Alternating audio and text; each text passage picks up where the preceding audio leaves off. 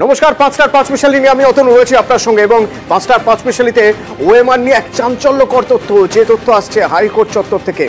মানিক ভট্টাচার্যের কথায় ওএমআর নষ্ট করা হয়েছে। বোর্ডের কোনো সিদ্ধান্ত ছিলই না, বোর্ডের সিদ্ধান্ত ছাড়াই ওএমআর নষ্ট করা হয়েছে। আমার সঙ্গে রয়েছে অর্ণব প্রতিনিধি হাইকোর্ট চত্বর থেকে। অর্ণব, কিভাবে এই তথ্য উঠে এলো?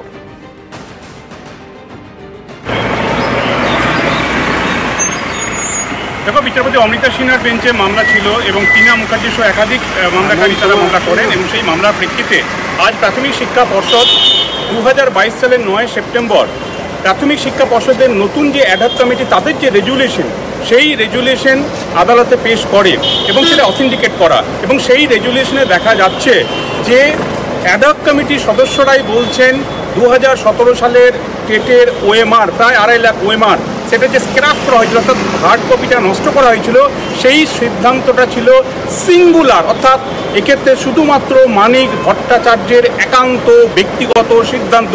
শুধু তাই নয়, মানিক ভট্টাচার্যের মুখের কথায় বোর্ডের কনফিডেন্সিয়াল সেকশন এস বাসুরায়ন কোম্পানি, অর্থাৎ শুধুমাত্র তার মানিক ভট্টাচার্যের মুখের কথায় এই হার্ড কপিগুলি অর্থাৎ ওএমআরগুলি নষ্ট করা হয়।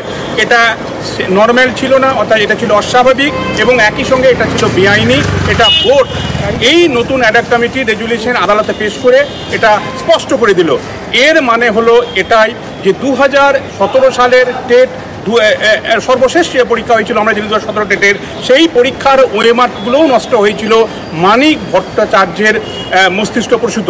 এবং এই ওএমআরটাতে কোনো বোর্ডের, অর্থাৎ প্রাথমিক শিক্ষা পর্ষদের বোর্ডের কমিটির সদস্যদের কোনো রেজুলেশন ছিল না। অর্থাৎ বোর্ডের রেজুলেশন ছাড়া কিভাবে একটা চাকরির মতো গুরুত্বপূর্ণ পরীক্ষায় এরকম একটা সিদ্ধান্ত হয় এবং কনফিডেন্সিয়াল সেকশনে কোনো নথি যাচ্ছে এবং একটা নথি, চাকরি পরীক্ষার নথি, ওএমআর, সেগুলিকে নষ্ট করার মতো তথ্য বলা হচ্ছে। তার মধ্যে কোনো আইনগত ভিত্তি নেই। কেন নেই, এই প্রশ্ন তুললেন বিচারপতি অমৃতা সিনহা। এবং এই সমস্ত ওএমআর 2017, আমি আবারও বলছি, 2017 টেটের ওএমআর, এগুলি নষ্ট করা হয়েছিল শুধুমাত্র মানিক ভট্টাচার্যের মুখের কথায়, এমনটা বোর্ড মেনে নিল। 9 সেপ্টেম্বর 2022 নতুন প্রাথমিক শিক্ষা পর্ষদের অ্যাডহক কমিটির রেজুলেশন আদালতে পেশ করে।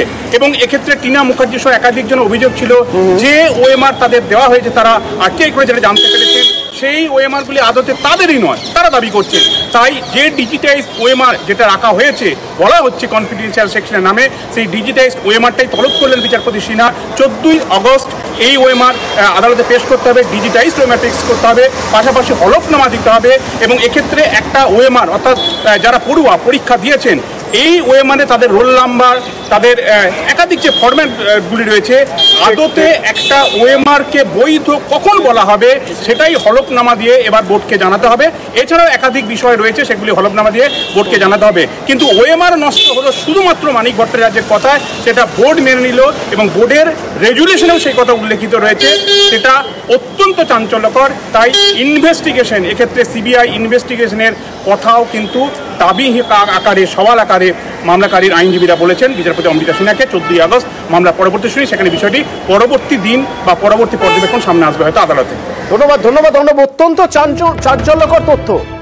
শুধুমাত্র একজনের কথায় কোনো রকম কোনো লিখিত, কোনো রকম কোথায় কোনো এভিডেন্স